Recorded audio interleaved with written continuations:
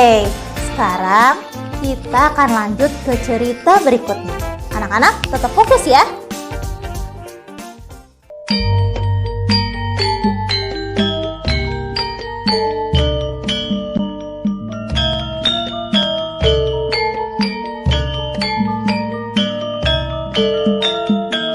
Ki Ageng Pandanaran. Beliau dikenal sebagai salah satu bupati Semarang di masa Kesultanan Demak Bintoro. Selain sebagai bupati, beliau juga dikenal sebagai salah satu penyebar agama Islam di Semarang. Karena itulah, beliau juga memiliki gelar sebagai Sunan Tembayat. Sebelum mengenal lebih jauh tentang Ki Ageng Pandanaran, alangkah baiknya kita bisa mengetahui terlebih dahulu di manakah Semarang itu. Semarang adalah salah satu kota besar yang menjadi ibu kota Provinsi Jawa Tengah. Di kota inilah terdapat salah satu pelabuhan besar yang bernama Tanjung Emas. Ki Ageng Pandanaran merupakan putra dari Bupati Semarang sebelumnya, yaitu Pangeran Harya-Madya Pandan. Setelah Pangeran Harya-Madya Pandan wafat, Ki Ageng Pandanaran yang memiliki nama asli Pangeran Mangkubumi ini dilantik sebagai Bupati Semarang oleh pemimpin Kesultanan Demak ketika itu, yaitu Sultan Trenggono. Setelah dilantik, Sultan Demak kemudian memberikan gelar Ki Ageng Pandanaran.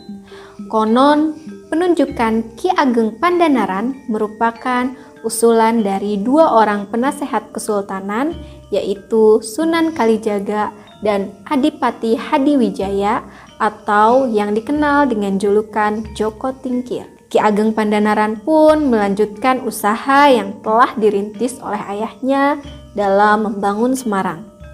Sebagaimana kota pesisir yang subur, Semarang memiliki hasil bumi dan hasil laut yang melimpah. Ki Ageng Pandanaran tidak hanya membangun kesejahteraan ekonomi, beliau juga mendirikan tempat-tempat ibadah dan melakukan khotbah-khotbah keagamaan. Ki Ageng Pandanaran pun berhasil melakukan tugasnya sebagai bupati. Semarang tumbuh menjadi kota yang ramai dan makmur. Namun, manusia bagaimanapun bisa berubah. Ki Ageng Pandanaran yang dulunya arif dan bijaksana berubah menjadi pemimpin yang tamak, sombong, dan mulai mengumpulkan harta untuk dirinya sendiri.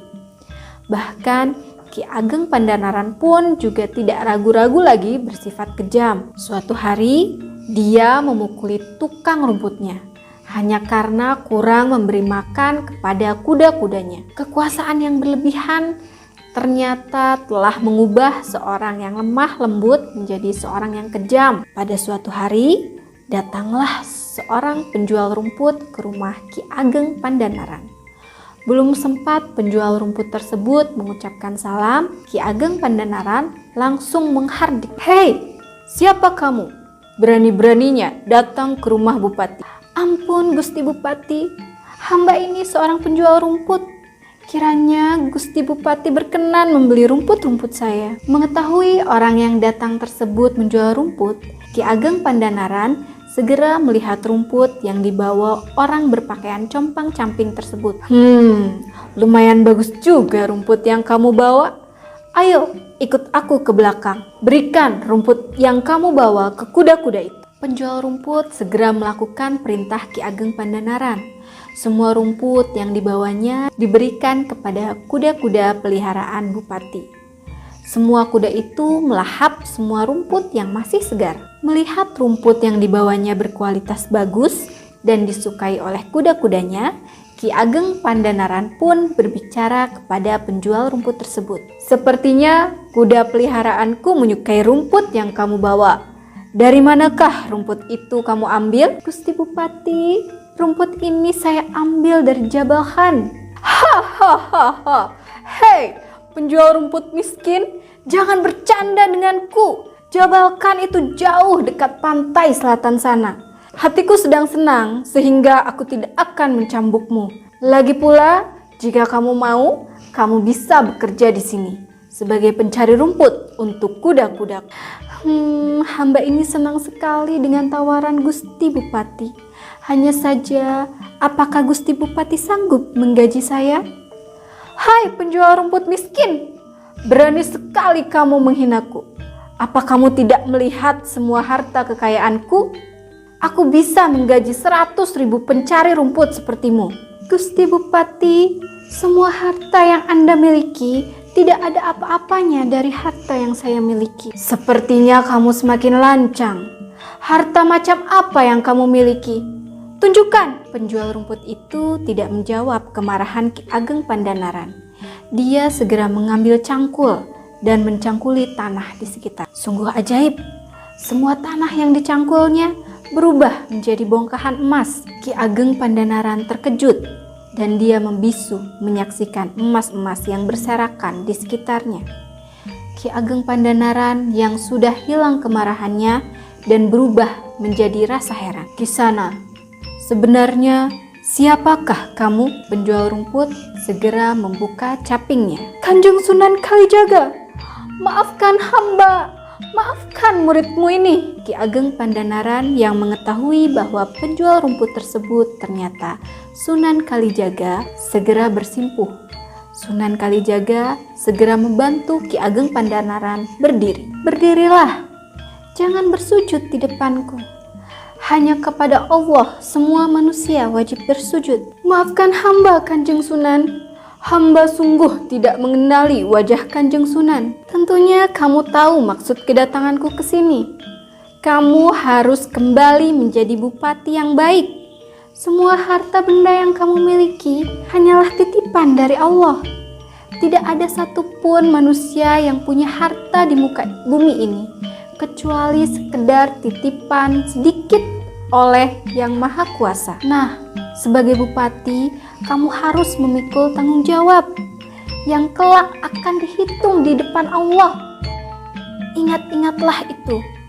Jangan sampai lagi kamu menyalahgunakan jabatanmu, meskipun hanya sekali. Setelah kedatangan Sunan Kalijaga, Ki Ageng Pandanaran pun sadar bahwa selama ini telah menyalahgunakan kekuasaannya sebagai bupati. Beliau pun memperbaiki kesalahannya dan kembali menjadi bupati yang bekerja dengan tulus untuk rakyatnya. Oke, cerita terakhir tadi berasal dari kota Semarang, Jawa Tengah tentang Ki Ageng Pandanaran. Seru ya cerita-cerita tadi? Apa ada yang mengantuk mendengar cerita-cerita tadi? Biar tidak ngantuk, berdiri yuk. Kita ikuti lagi gerakan berikut. Intro lagu ketiga sebanyak 1x8 dilakukan sebanyak 2 set. Tangan diayun ke kanan, kaki dibuka, lalu ditutup. Buka kiri, lalu tutup, lalu bahu, atas bawah, atas bawah.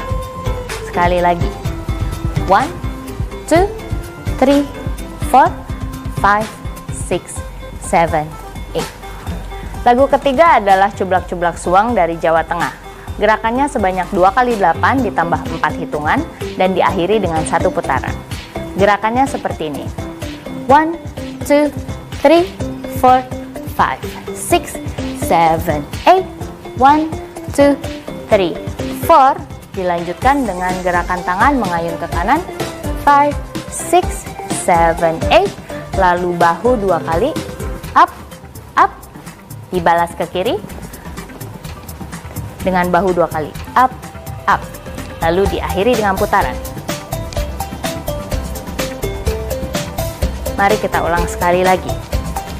1, 2, 3, 4, 5, 6, 7, 8. 1, 2, 3, 4. Tangan diayun, bahu 2 kali, up, up, diayun, bahu 2 kali, up, up, 1 putaran.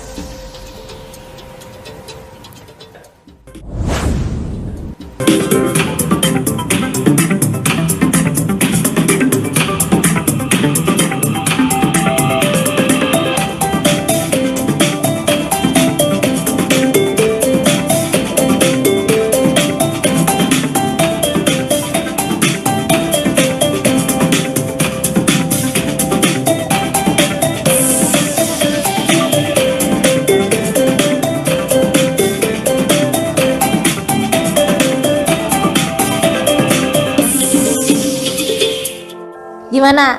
Sudah hilang ngantuknya? Supaya makin segar dan bersemangat, kita coba gabungkan semua gerakan yang sudah anak-anak ikuti tadi ya.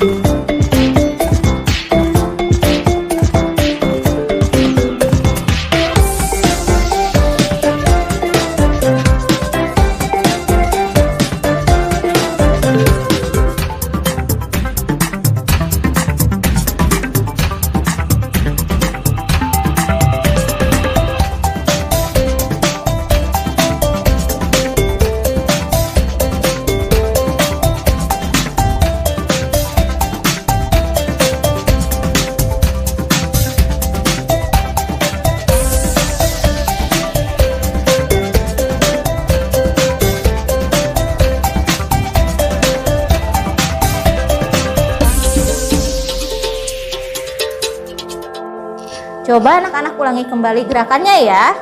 Kemudian ambil beberapa foto dan buat foto gridnya. Kemudian kirim ke gurunya masing-masing ya. Terima kasih sudah menyimak dan mengikuti gerakan-gerakan tadi. Semoga kita bisa mengambil hikmah dari setiap cerita yang disampaikan tadi ya. Sampai jumpa lagi anak-anak di lain kesempatan. Assalamualaikum warahmatullahi wabarakatuh.